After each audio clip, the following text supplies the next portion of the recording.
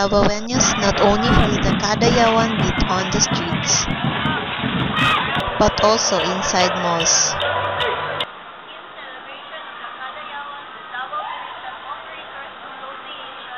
held the Mindanao Travel and Tour Expo with the theme of learning the wonders and wisdom of culturally diverse Mindanao.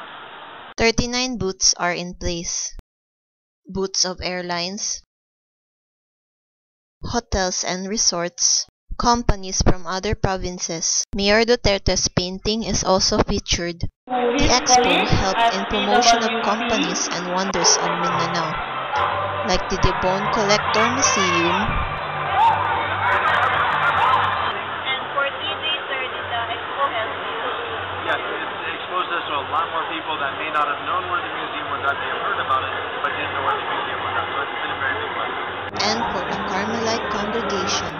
Sir, what brings you here in the expo? We are exhibit the products from one program of the children. They are making groceries with ribbons. That is helping them to go to the school.